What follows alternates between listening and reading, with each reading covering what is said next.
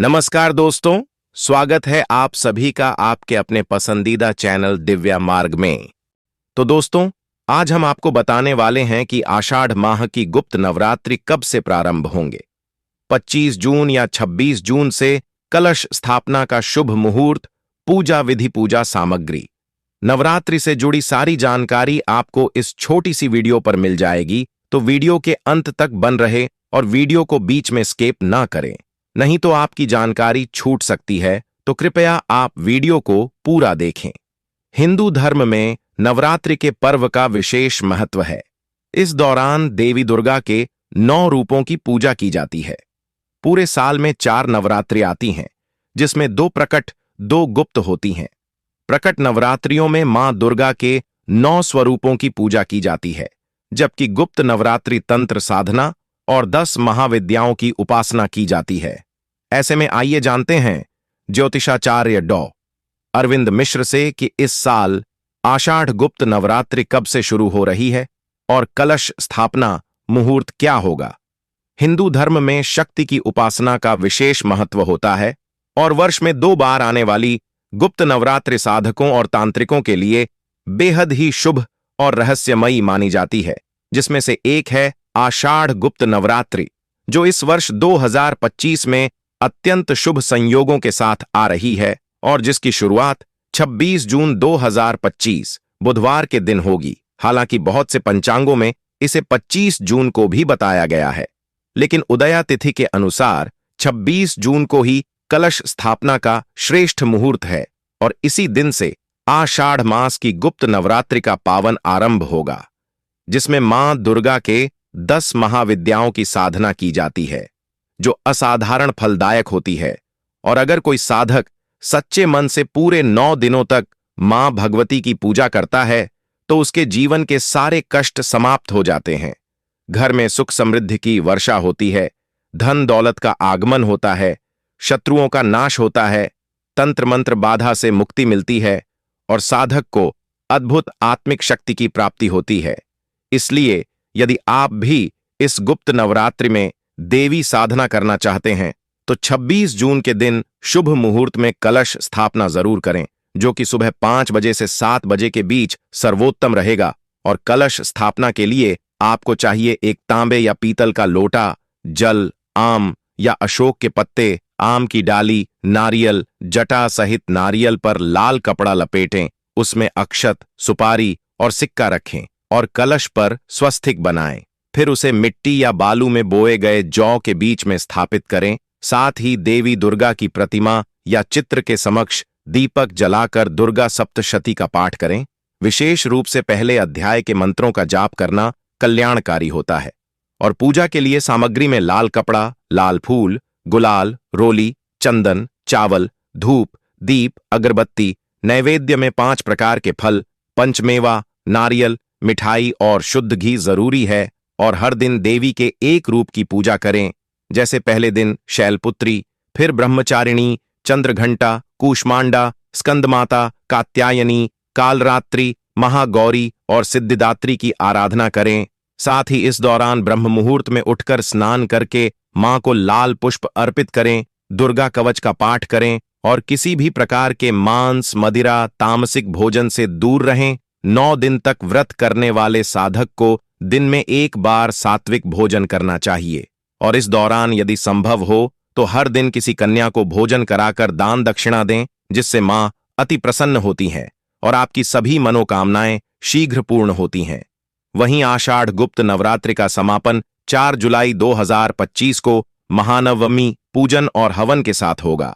इस दिन हवन में घी, जौ, तिल, कपूर, गुग्गुल, नवग्रह समिधा आदि से आहुतियां दें और नव कन्याओं को आमंत्रित करके उन्हें भोजन करवाकर दक्षिणा और वस्त्र भेंट करें। इससे साधना पूर्ण होती है और देवी मां आशीर्वाद देती हैं। यह समय विशेष रूप से तांत्रिक साधना, लक्ष्मी साधना, बुरी नजर से रक्षा, धन प्राप्ति के उपाय, शत्रुनाश, भूत प्रेत बाधा से मुक्ति और व्यापार वृद्धि के लिए अत्यंत लाभकारी होता है। इसलिए इस गुप्त नवरात्रि में यदि आप महायुक्ति टीवी द्वारा बताए गए दुर्लभ उपाय अपनाते हैं, तो न केवल जीवन की हर बाधा दूर होती है, बल्कि भाग्य के बंद दरवाजे भी खुल जाते हैं। अतः इस वीडियो को अंत तक जरूर देखें, क्योंकि इसमें हम आपको बताएंगे ऐसे रहस्यमयी उपाय जो आपको करोड़पति बना सकते हैं। मां की कृपा से आपके घर लक्ष्मी का वास होगा, दरिद्रता दूर होगी और आपकी हर मनोकामना होगी पूर्ण। साथ ही अगर आप चाहते हैं कि मां दुर्गा की कृपा बनी रहे और आपको हर महीने दुर्लभ उपायों की जानकारी मिलती रहे, तो महायुक्ति टीवी को सब्सक्राइब करना न भूलें, क्योंकि हम आपके लिए लाते हैं हर पर्व, व्रत और तिथि पर दुर्लभ टोटके और चमत्कारी उपाय जो आपके जीवन को बना सकते हैं सुख, समृद्धि और सफलता से भरपूर। तो चलिए जानते हैं कैसे इस नवरात्रि में आप कर सकते हैं मां दुर्गा को प्रसन्न और कैसे पा सकते हैं जीवन का हर सुख। लेकिन उसके लिए आपको इस वीडियो को अंत तक देखना होगा, क्योंकि अंत में हम बताएंगे आपको ऐसा गुप्त मंत्र जो यदि आपने इस गुप्त नवरात्रि में पूरे विधि विधान से जप लिया तो आपको कोई भी नकारात्मक शक्ति छू भी नहीं पाएगी और आपके जीवन में प्रवेश करेगी केवल सकारात्मक ऊर्जा। तो जुड़े रहिए महायुक्ति टीवी के साथ, क्योंकि यहां हर बार कुछ ऐसा मिलेगा जो बदल देगा आपका भाग्य, आपकी तकदीर और आपका जीवन। इसे हम चैत्र नवरात्रि कहते हैं, और क्योंकि यह चैत के महीने में आते हैं इसीलिए इसे चैत्र नवरात्रि कहा जाता है और यह वर्ष की शुरुआत होती है। नवरात्रि के साथ ही हिंदू कैलेंडर के अनुसार, हमारे पंचांग के अनुसार नया वर्ष, नया संवत आरंभ होता है। नवरात्रि आती है। आषाढ़ के महीने में बारिश का महीना होता है जो अभी चल रहा है, आरंभ हुआ है। इसमें जो नवरात्रि आती है यह गुप्त नवरात्रि होती है। तीसरी नवरात्रि जो है वह शारदीय नवरात्रि होती है जो सर्दियों में आती है, अश्विन मास में आती है। इसके बारे में आप जानते हैं। वह नवरात्रि समाप्त होने के बाद आरंभ होती है और दशहरे से एक दिन पहले पूर्ण होती है जो जनवरी में आता है। मां की नवरात्रि जो कहलाती है वह भी गुप्त नवरात्रि होती है। नवरात्रि आती है जो जानते हैं आप, 2 नवरात्रि चैत्र नवरात्रि है। उनके विषय में आप जानते हैं कि इन नवरात्रि में 9 दिनों में माता के 9 स्वरूपों का पूजन किया जाता है। जो गुप्त नवरात्रि या चैत्र नवरात्रि से यह नवरात्रि को किस लिए है, क्योंकि जो बड़े बड़े आर्षि मुनि हैं, साधु सन्यासी हैं, वह इस समय में मां आदिशक्ति की आराधना करते हैं, गुप्त रूप से अर्घ ना कर प्राप्त करते हैं, माता को प्रसन्न करते हैं। इसीलिए शास्त्रों में से गुप्त रखा गया है। अब जैसे जैसे जानकारी बढ़ रही है, ब्राह्मण है वह पढ़ रहे हैं चीजों को, वेदों को पढ़ रहे हैं, तो उनके विषय में जानकारी सामान्य मनुष्य तक भी पहुंचने लगी है। नवरात्रि उतनी ही महत्वपूर्ण है जीतने की। चैत्र नवरात्रि या शारदीय नवरात्रि, और कुछ विषयों में तो यह नवरात्रि उससे अधिक शक्तिशाली और अधिक महत्वपूर्ण हो जाती है। दोनों में मुख्य अंतर क्या है इसको समझिए। अत्रि हो या जो सार्वजनिक नवरात्रि जिनको आप बनाते हैं, चैत्र नवरात्रि होती है ना, उसमें माता के 9 अलग और 9 रूपों का पूजन अलग अलग दिन किया जाता है। वही जो गुप्त नवरात्रि है ना, इसमें माता की 10 महाविद्या, माता की 10 शक्तियां हैं, 10 महाविद्याओं हैं, उनकी साधना की जाती है, उनकी पूजा की जाती है। यह है प्रमुख अंतर। क्या होता है, दोनों में ही माता का आशीर्वाद प्राप्त होता है, परंतु यह जो गुप्त नवरात्रि है यह बहुत सारे साधुओं के लिए, तपस्वियों के लिए, ऐसे लोग जो माता को प्राप्त करना चाहते हैं, उनकी सिद्ध करना चाहते हैं, उनके लिए बड़ी उत्तम बताई गई है। गुप्त नवरात्रि में अलग अलग दिन पूजन करने पर माता की शक्तियों की सिद्धि भी प्राप्त की जाती है। अब बात आती है, क्या सामान्य मनुष्य भी इसको कर सकता है? क्या क्या हमें पूजन करना चाहिए? क्या हमें पूजन करना चाहिए सामान्य मनुष्य भी कर सकता है? तो ऐसा नहीं है कि यह जो नवरात्रि होती है गुप्त नवरात्रि, इसमें केवल साधना के उद्देश्य से ही पूजा की जा सकती है। आशीर्वाद प्राप्त करने के लिए, जो भी महाविद्या का स्वरूप है उनका आशीर्वाद प्राप्त करने के लिए, जिससे कि आपके जीवन में कोई संकट है तो महाविद्याओं के द्वारा वह समाप्त हो सके। पूरे 9 दिनों में 10 महाविद्याओं का पूजन किया जाएगा। हम आप विद्या का पूजन करना है, किस प्रकार से पूजन करना है, इसकी क्या महिमा है, क्या कथा है, क्या प्रधान है और क्या गलती आपको नहीं करनी, इसकी जानकारी हम प्रत्येक नवरात्रि के अनुसार, प्रत्येक महाविद्यालय कितनी शक्ति वाली महाविद्यालय है, कि यदि आप इनका पूजन करने तो यह आपके जीवन के सभी संकटों को समाप्त कर सकती है। इसीलिए आपको इस नवरात्रि को उतना ही महत्व देना चाहिए जितना कि आपको शारदीय चैत्र नवरात्रि को देते हैं। इन 9 दिनों में क्या विधान होना चाहिए, इन 9 दोनों में रहता ही होना चाहिए जैसा बाकी नवरात्रि में होता है। आप जो जो चीज नहीं खाते हैं वह चीज इन 9 दिनों में भी नहीं चाहिए। इन 9 दिनों में भी माता का पूजन करना चाहिए, जैसे उन्होंने दोनों में प्रथम दिन गुप्त नवरात्रि पर भी, जो आने वाली नवरात्रि आरंभ हो रही है आषाढ़ मास की, इस पर भी प्रतिपदा के दिन आपको घट स्थापना, कलश की स्थापना, खेतड़ी जवारे आदि बोना चाहिए। माता की चौकी सजनी चाहिए, माता की स्थापना करनी चाहिए और विधि विधान से पूरे 9 दिनों तक पूजन करना चाहिए, क्योंकि इस वर्ष जो नवरात्रि है वह पूरे 9 दिन है। गुप्त नवरात्रि जो है ना वह पूरे 9 दिन है। इस वर्ष जो 9 दिन तक अगर आप पूजन करते हैं माता का, तो बात आती है जी कि हमें प्राप्त क्या होगा, हमें क्यों यह नवरात्रि करनी चाहिए।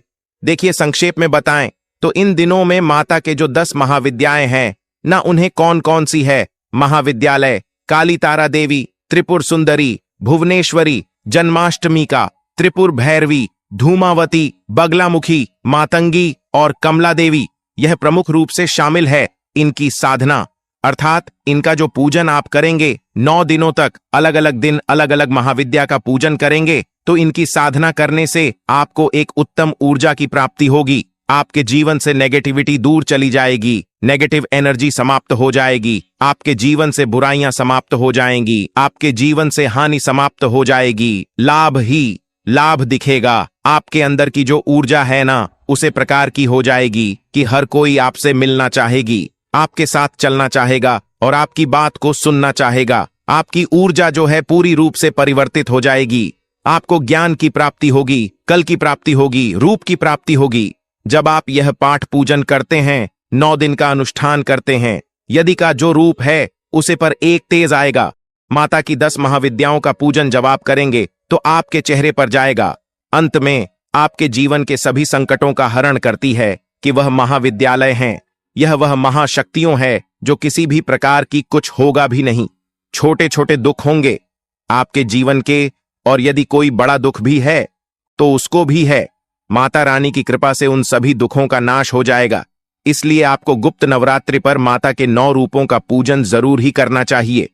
हमारे बढ़ेंगे बताएंगे आपको कि पूजन कैसे करना है, घट स्थापना कब करनी है, क्या मुहूर्त है और कैसे करनी है, इसके विषय में भी जानकारी आपको प्रदान करेंगे। वह कहेंगे कि यह जो नवरात्रि है यह तो केवल सिद्धि के लिए होती है, तंत्र के लिए होती है, यह अनुचित है। शास्त्रों में ऐसा विधान नहीं है कि यह नवरात्रि केवल तंत्र सिद्ध के लिए, तंत्र मंत्र के लिए, किसी काम के लिए की जाती है। शास्त्र कहते हैं कि नवरात्रि में माता के सभी स्वरूपों का पूजन, माता की सभी 10 विधाओं का पूजन जो कोई करेगा उसे आदर्श विधाओं का आशीर्वाद प्राप्त होगा, मत होगा। इसमें नियंत्रण विद्या के बारे में कुछ कहा गया है, ना मंत्र विद्या के बारे में कुछ कहा गया है। यह सही है कि करने वाले तंत्र साधना करते हैं, परंतु यह जो नवरात्र सामान्य ज्ञान के लिए, हमारे लिए, आपके लिए, सबके लिए बहुत ही उत्तम है, बहुत ही उपयोगी है। तो आंखें 9 दिनों के रूप में मनाया और मत कीजिए। जैसे आप बाकी नवरात्रि मनाते हैं उसी प्रकार से आपने यह नवरात्रि भी माननी चाहिए। इसमें तो 10 महाशक्तियों का आपको पूजन करने का अवसर मिल रहा है।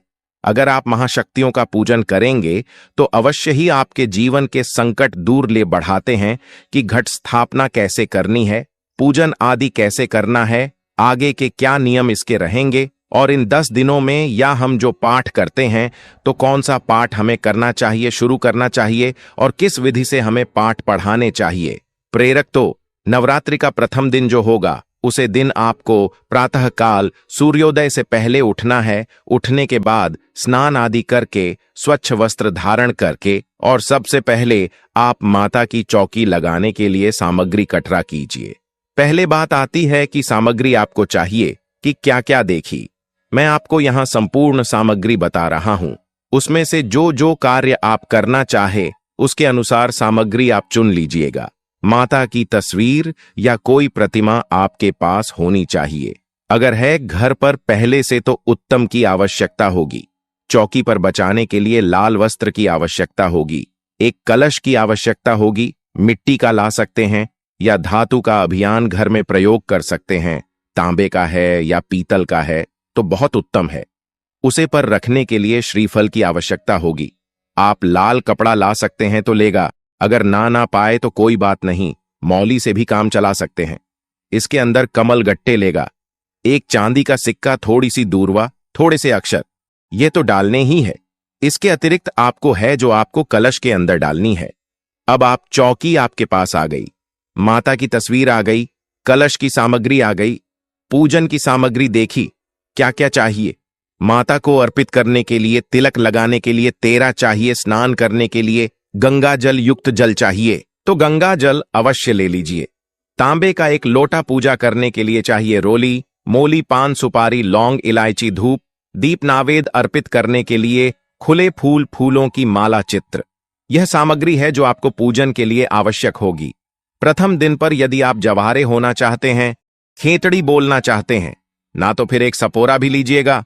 मिट्टी का स्कोर आता है, मिट्टी का एक पत्र आता है, उसमें खूब सारी मिट्टी भरी जाती है। यह सामग्री है जो आपने एक दिन पहले ही लाके रख लेनी है, क्योंकि पूजा का जो मुहूर्त रहेगा ना, वह सुबह सुबह का रहेगा। सारी सामग्री अपने लाके रख ली है। तो जिस दिन प्रथम नवरात्रि है उसे दिन आपको सूर्योदय से पहले उठ जाना है। उठने के बाद स्थान आदि करके स्वच्छ वस्त्र धारण कीजिए। स्वच्छ वस्त्र धारण करके और आसन लगाकर बैठ जाइए जहां पर आपने पूजा करनी है, जो आपका पूजा का उपयुक्त स्थल है ना, जहां भी आप माता की स्थापना करना चाहते हैं, जवारे आदि बोलना चाहते हैं, उसे स्थान पर आप आसन लगाकर बैठ जाइए। प्रयास कीजिए उत्तर दिशा की ओर मुख करके बैठे या पूर्व दिशा की ओर मुख करके बैठे। सारी सामग्री को सामने रख लीजिए। एक लोटा लीजिए तांबे का, उसमें थोड़ा सा गंगा जल भर लीजिए पहले और फिर शुद्ध जल भर लीजिए। यह भरने के बाद आप एक फोन लीजिए और उसे जल के चीते दीजिए सभी सामग्री पर और उसे स्थान पर जहां आपने चौकी स्थापित करनी है, माता की पूजा करनी है। ओम पवित्र हो, पवित्र नाम से पहले चीते देना है। इस प्रकार चीते देकर आप पूजन आरंभ करेगा।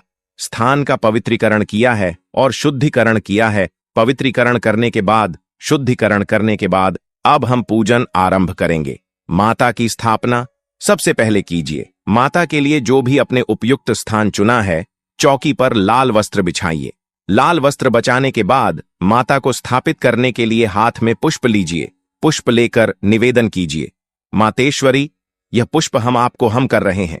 आप यह पुष्प आसन के रूप में स्वीकार करें और इसे आसान समझकर इस पर विराजमान हो, ऐसे निवेदन करते हुए पुष्प राजित कर दीजिए। माता की तस्वीर या प्रतिमा जो भी आपके पास है या है माता, उनके सीधे हाथ की तरफ आप ज्योत रखें। अगर आप अखंड ज्योत जला रहे हैं, 9 दिन की जो भी दीपक जला रहे हैं, उसको आसान दीजिए। पहले अक्षत रखिए, चावल रख आसान दीजिए, या फूल रखे आसान दीजिए, या गेहूं भी आसान के रूप में रख सकते हैं, और उसके ऊपर वह दीपक रखिएगा जो आपने जलाना है।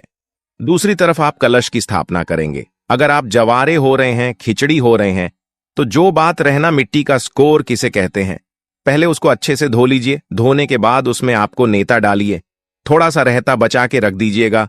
उसके बाद जो आपके पास होंगे ना, जो को दीजिए थोड़ा टाइम के लिए, आधा घंटे से निकाल दीजिए। खराब जो है, जो ऊपर पैर के आगे, इसका मतलब वह उगेंगे नहीं, उनको आप फेंक दीजिए। बाकी जो बच गए हैं उन लोगों को आप उसमें धीरे धीरे करके डाल दीजिए। मिट्टी की और डाल दी, थिन लेयर डाल दीजिए, जिससे कि वह जो आपने डाले हैं, क्योंकि हम जो कलश रखेंगे ना उसके ऊपर ही स्थापित करेंगे, तो अपने जवारे वह दिए हैं। अब आप उसे चोरी की स्थापना कीजिए। स्थान पर आप चाहे तो स्वास्तिक बना सकते हैं वहां पर और उसको रख दीजिए। अगर स्वास्तिक नहीं बना रहे हैं तो पुष्प रखिएगा और उसके बाद वह रख दीजिएगा पत्र।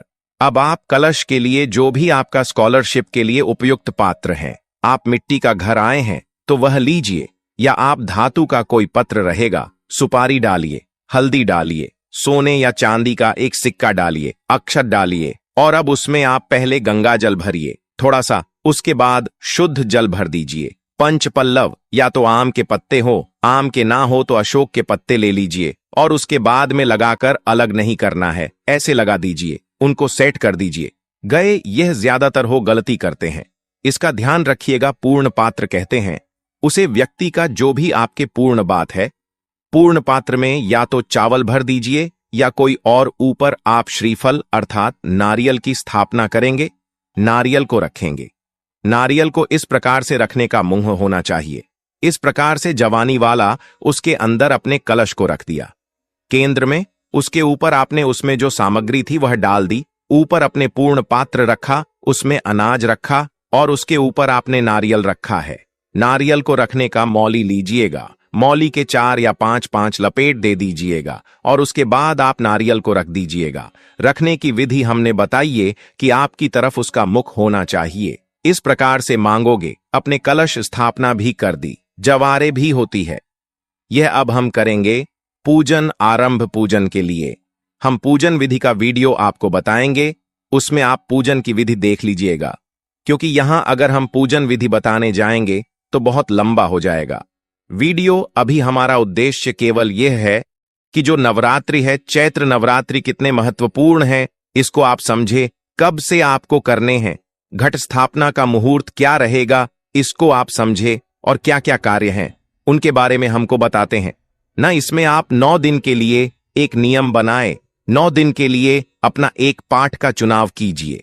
दुर्गा सप्तशती अगर आप कर सकते हैं तो वह करिए। अगर नहीं कर पाए तो आप सुन सकते हैं, क्योंकि प्रत्येक दिन प्रतिदिन हम नवरात्रि में दुर्गा सप्तशती का एक अध्याय सुनते हैं और पूरी दुर्गा सप्तशती को हम 9 दिन के अंदर पूर्ण करते हैं।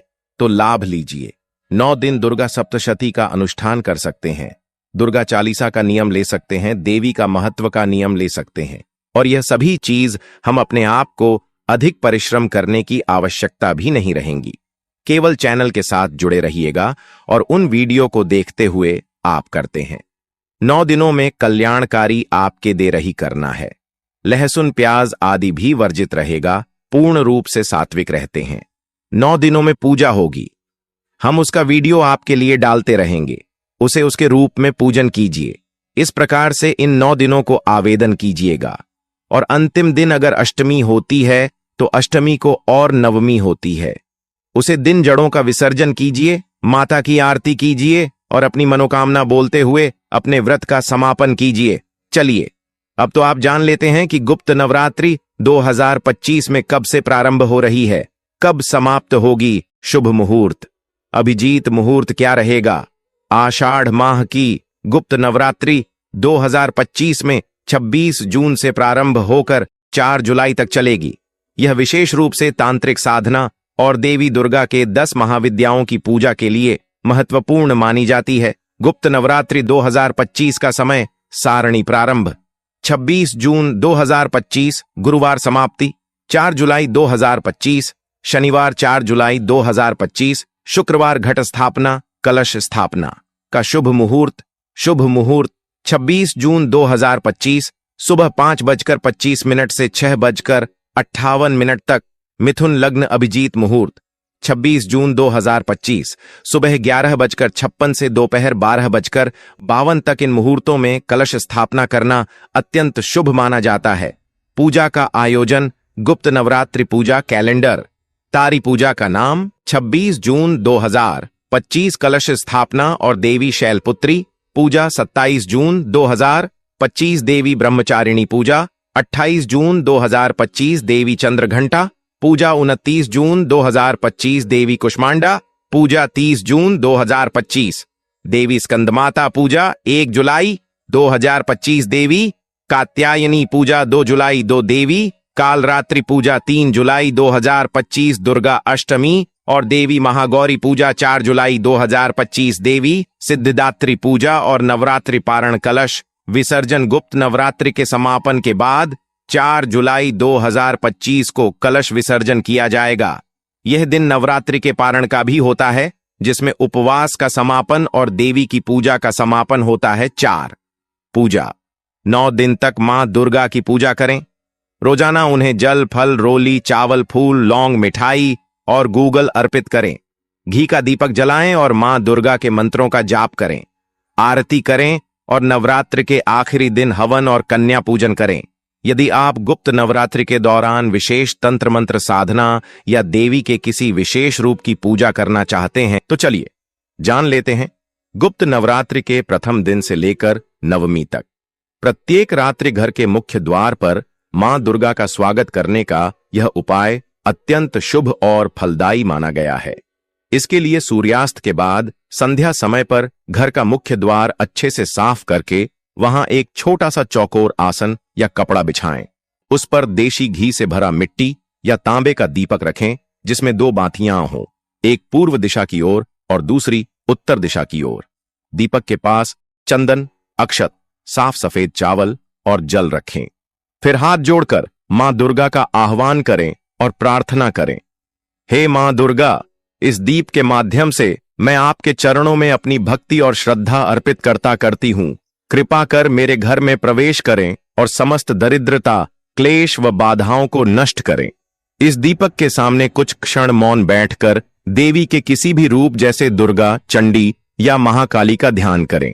यदि संभव हो तो लाल रंग के फूल जैसे गुड़हल, गुलाब या कनेर दीपक के पास रखें। यह क्रिया लगातार 9 दिनों तक प्रतिदिन करें। इस उपाय का रहस्य यह है कि घर का मुख्य द्वार ऊर्जा का प्रवेश द्वार होता है और जब वहां घी का दीपक जलाया जाता है तो वह स्थान देवी के प्रकाश और तेज से भर जाता है, जिससे सभी नकारात्मक शक्तियां दूर होती हैं और मां लक्ष्मी का वास स्थायी हो जाता है। यह न केवल आध्यात्मिक ऊर्जा को सक्रिय करता है, बल्कि घर में सुख, समृद्धि और शांति का वातावरण बनाता है। गुप्त नवरात्रि में रात के समय यह दीपक जलाना विशेष रूप से फलदायी होता है, क्योंकि देवी की तांत्रिक शक्तियां इस समय सबसे अधिक सक्रिय होती हैं। गुप्त नवरात्रि में काली हल्दी की पूजा और तिजोरी में स्थापना। गुप्त नवरात्रि में काली हल्दी की पूजा और उसे तिजोरी या धन स्थान पर स्थापित करना अत्यंत प्रभावशाली उपाय है, जो दरिद्रता, आर्थिक बाधाएं और अस्थिरता को नष्ट करके स्थायी लक्ष्मी को आमंत्रित करता है। इस उपाय को करने के लिए किसी शुभ दिन, विशेष रूप से अष्टमी या नवमी तिथि को प्रातः काल स्नान कर शुद्ध लाल वस्त्र पहने और एक स्वच्छ तांबे या पीतल की थाली लें, जिसमें लाल कपड़ा बिछाकर काली हल्दी को गंगा जल से धोकर रखें। उस पर रोली, चावल, चंदन और लाल फूल चढ़ाएं और देवी महाकाली का ध्यान करते हुए 108 बार मंत्र एयूएम क्लीं कालिकाय नमः का जाप करें। पूजा के बाद उस काली हल्दी को पीले या लाल रंग के कपड़े में बांधकर तिजोरी, अलमारी, कैश बॉक्स, गल्ले या घर के उस स्थान पर रखें जहां धन रखा जाता है। इस प्रक्रिया के दौरान मां लक्ष्मी से विनम्र प्रार्थना करें कि वह आपके घर में स्थायी रूप से निवास करें और आर्थिक स्थिरता प्रदान करें। इस उपाय के बाद हर शुक्रवार दीपक जलाकर हल्दी को प्रणाम करते रहे। यह माना जाता है कि गुप्त नवरात्रि में साधित काली हल्दी धन हल्दी बन जाती है, जो किसी तांत्रिक यंत्र से कम नहीं होती। इसे साल भर बिना हटाए रखा जाना चाहिए और केवल अगले वर्ष की नवरात्रि में ही बदला जाए। यह उपाय विशेष रूप से उन लोगों के लिए अत्यंत लाभकारी है जिन्हें व्यवसाय में घाटा, नौकरी में रुकावट या पैसों की अनियंत्रित हानि का सामना करना पड़ रहा हो। देवी की कृपा से यह उपाय तिजोरी को धन से भर देता है और घर में सकारात्मक ऊर्जा का संचार करता है। गुप्त नवरात्रि में नींबू और लौंग का तांत्रिक प्रयोग। गुप्त नवरात्रि में बुरी नजर, शत्रु बाधा और दुर्भाग्य को दूर करने के लिए नींबू और लौंग का यह सरल पर अत्यंत शक्तिशाली तांत्रिक प्रयोग बहुत प्रभावी माना जाता है। इस उपाय के लिए किसी मंगलवार या शनिवार की रात्रि को एक ताजा पीला नींबू लें और उसमें 4 साबुत लौंग इस तरह से गाढ़ें कि वे क्रॉस का आकार बना लें। अब इस नींबू को अपने सामने रखकर 21 बार देवी चामुंडा का मंत्र एयूएम आइन ह्रीं क्लीं चामुंडाय विच्छे का जाप करें और फिर नींबू को घर के मुख्य द्वार के बाहर किसी सुरक्षित कोने में रख दें या धागे में लटकाकर दरवाजे के ऊपरी हिस्से पर बांध दें, ताकि आने जाने वालों की नजर उस पर पड़े। इस प्रयोग से घर पर दुष्ट शक्तियों, टोटकों, नजर दोष और अचानक आने वाले कष्टों का प्रभाव समाप्त हो जाता है। अगले दिन सुबह उस नींबू को छुए बिना किसी सुनसान स्थान पर फेंक दें, जैसे कोई निर्जन चौराहा या बहता पानी। इस प्रक्रिया को लगातार 3, 5 या 7 शनिवार, मंगलवार तक दोहराया जा सकता है और यह माना जाता है कि इससे शत्रु शांत हो जाते हैं, मानसिक अशांति दूर होती है और जीवन में ठहराव की बजाय गति और सफलता का संचार होता है। यह उपाय दिखने में छोटा है, परंतु इसके पीछे अत्यंत प्राचीन तांत्रिक शक्ति कार्य करती है, जो गुप्त नवरात्रि के दौरान और अधिक प्रबल होती है। यह सुरक्षा कवच का कार्य करता है और जीवन में सकारात्मकता, आत्मबल और आर्थिक उन्नति लाता है। पीपल के पत्ते पर लक्ष्मी मंत्र लिखकर दीपक चढ़ाना। गुप्त नवरात्रि में लक्ष्मी प्राप्ति हेतु पीपल के पत्तों पर मंत्र लिखकर घी का दीपक चढ़ाने का यह उपाय अत्यंत प्रभावशाली और दुर्लभ है, जो विशेष रूप से उन लोगों के लिए फलदायी होता है जिनके जीवन में धन की कमी, रुकावट या अस्थिरता बनी रहती है। इस उपाय को करने के लिए शुक्रवार या रविवार को प्रातःकाल स्नान करके शुद्ध लाल या पीले वस्त्र धारण करें और पास ही किसी मंदिर या शुद्ध स्थान पर स्थित पीपल के पेड़ के 11 कोरे पत्ते तोड़ लें। ध्यान रखें कि पत्ते कटे फटे या सूखे न हों। इन्हें गंगा जल से धोकर अच्छे से सुखाएं।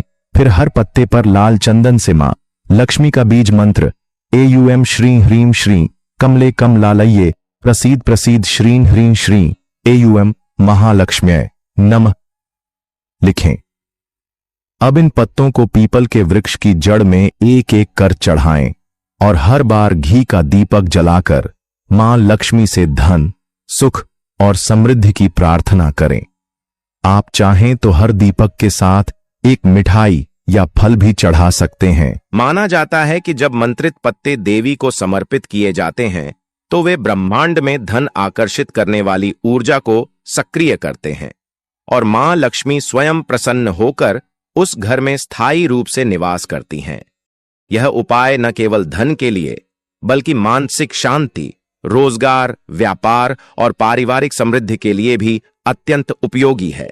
गुप्त नवरात्रि में जब देवी की शक्ति तांत्रिक रूप में जागृत होती है, तब यह साधना लक्ष्मी को अविलंब आकर्षित करती है। त्रिकूट दीपक का प्रयोग धन, स्वास्थ्य और विजय के लिए गुप्त नवरात्रि की रातों में देवी की त्रिगुणात्मक शक्तियों सत्व, रज और तम को जागृत करने का एक अद्भुत उपाय है त्रिकूट दीपक जलाना, जिसमें 3 बातियों वाले दीपक के माध्यम से मां दुर्गा से धन, स्वास्थ्य और विजय की याचना की जाती है। इसके लिए रात 9 बजे के बाद किसी शांत स्थान पर देवी के चित्र या प्रतिमा के सामने एक पीतल या मिट्टी का दीपक लें, उसमें देशी गाय का घी भरें और 3 सूती बातियां त्रिकोण के आकार में रखें। दीपक को देवी के सामने जलाएं और मंत्र एयूएम ऐं ह्रीं श्रीं चामुंडाय विच्छे का 108 बार जाप करें। मंत्र जाप के बाद मां दुर्गा से प्रार्थना करें, हे मां, मुझे अचल लक्ष्मी, उत्तम आरोग्य और अपराजेय विजय प्रदान करें। इस दीपक के माध्यम से देवी की 3 शक्तियां महालक्ष्मी, महासरस्वती और महाकाली एक साथ प्रसन्न होती हैं और साधक को धन, विद्या और शक्ति तीनों का आशीर्वाद मिलता है। यह प्रक्रिया लगातार 9 रातों तक करें और दीपक जलाने के बाद कुछ समय देवी के ध्यान में बैठें। अगर किसी रात समय न मिले तो कम से कम 3, 5 या 7 रातें जरूर करें। माना जाता है कि इस उपाय से जीवन की सबसे बड़ी बाधाएं भी समाप्त होती हैं। नौकरी, कोर्ट केस, व्यापार या शत्रुओं से संबंधित समस्याएं धीरे धीरे दूर होती हैं और जीवन में स्थायित्व आता है। त्रिकूट दीपक एक दिव्य रक्षक की तरह कार्य करता है और जब यह गुप्त नवरात्रि में किया जाता है तो साधक के जीवन में कोई भी अभाव नहीं रहता।